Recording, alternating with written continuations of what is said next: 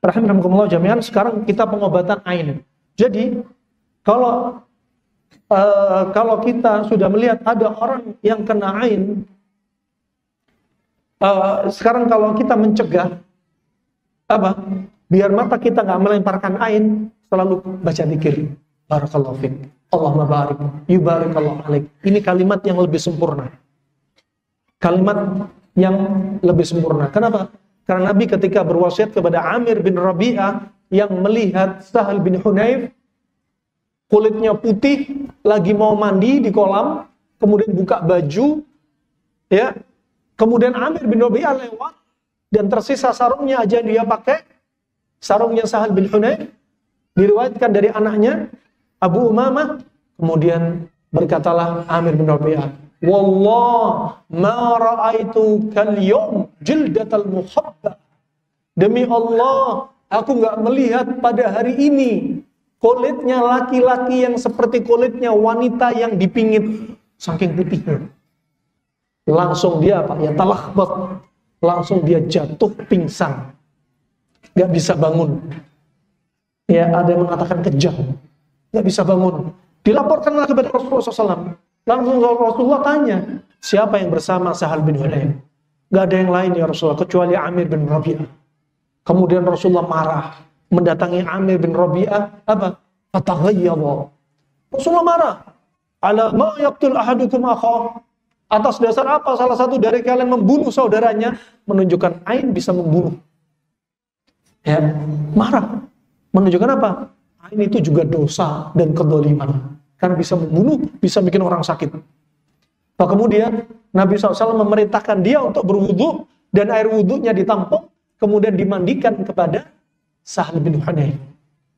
Wajahnya, tangannya, kakinya dimasukkan air tadi di balik sarungnya, kemudian sembuh. Ini cara dari Nabi pengobatan ain, termasuk Tibun Nabawi. Harus yakin. Ya, harus yakin. Kemudian sekarang kalau ain sudah terlanjur dilempar, kita nggak tahu pelakunya, apalagi di medsos, nggak tahu pelakunya. Maka apa? Ruqyah dia sampai sembuh. Ruqyah dia sampai sembuh. Kalau namanya ruqyah, jangan bilang coba ruqyah. Ruqyah itu yakin. Harus ada talaqi bil qabul melakukan Tibun Nabawi. Nabi gak pernah bilang coba ruqyah, tapi Nabi bilang apa? Irqi bi kitabillah. Ruqyah dia dengan kitabullah. Kemudian kalau nggak tahu pelakunya, diruqyah sampai sembuh. Berikutnya, rahimakumullah jami'an. Berikutnya, ada cara yang nggak disebutin Nabi. Nggak ada dalam dalil, tapi boleh dilakukan sebagai cara pengobatan. Kenapa? Sesuai dengan tajrubah, uji coba. Dan ini termasuk cara ruqyah yang diperbolehkan. Karena cara ruqyah itu ada banyak. Ada muharramah, ada syirkiyah, ada bid'iyah, ada mubahah. Ada yang cara syirik, ada bid'ah, ada haram, ada mubah. Ini cara yang mubah. Didasarkan dari keumuman dalil Auf bin Malik ketika dia bertanya, ya Rasulullah kunna narki fil jahiliyah, ya Rasulullah dulu kami meruqyah ketika masa jahiliyah. Fama ra'ait, bagaimana menurutmu cara ruqyah kami? Kemudian Nabi berkata, hatu ruqakum, berikan kabar kepadaku bagaimana cara meruqyah kalian. Setelah disebutkan caranya, baru Nabi bersabda, la ba'sa bi ruqa ma lam takun fihi syirk. Tidak mengapa dengan ruqyah selama nggak ada unsur kesyirikan. Dan di sini ada cara nggak disebutin Nabi, tapi boleh. Karena sebagian orang salah. Ini cara ini nggak ada disebutin Nabi, berarti nggak boleh. Tunggu dulu. Boleh kita istighfar bil Quran, cara berobat dengan cara Al-Quran tanpa menisbatkan ini ibadah, tapi sebagai obat. Seperti membaca Al-Quran, dirutinkan dengan artinya, ya, difahami, seperti membacakan surat Al-Baqarah tiap hari. Ini nggak ada disebutkan dalam sunnah, harus tiap hari caranya. Enggak. Tapi boleh kita pakai istighfar bil Quran.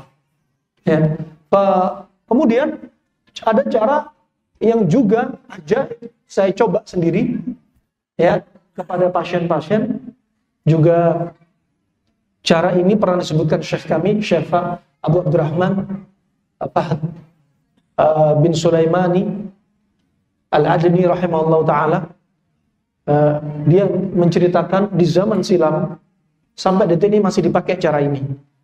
Kalau ada orang melempar ain, Anda ambil bekasnya dia, bekas atar dia, imam bekas yang dipegang, imam bekas pakaian yang dipakai, ya, imam bekas pijakan kaki.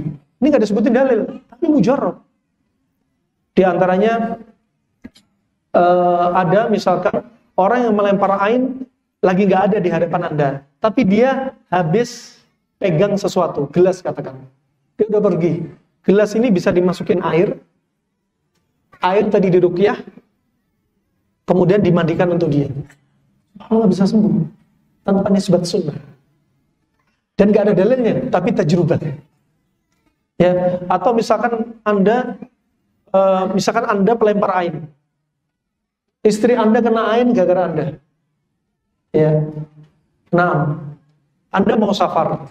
Setelah Anda safar, istri Anda tiba-tiba sakit parah. Berarti pelaku ainnya kira-kira siapa? Suaminya. Suaminya sedang nggak ada. Sakitnya perlu penanganan pertama gara-gara ain. Caranya gimana? Cari kunci motornya, yang tentunya bukan matic, nggak ada remote ya. Yang kunci atau apa yang bisa dipegang, masukkan di ember, baca ayat ruqyah, mandikan ke dia. Mujarrab. Dan diperbolehkan oleh sebagian ulama. Nah ini rahmani rahmatullah jami'an kalau sudah terlanjur kena.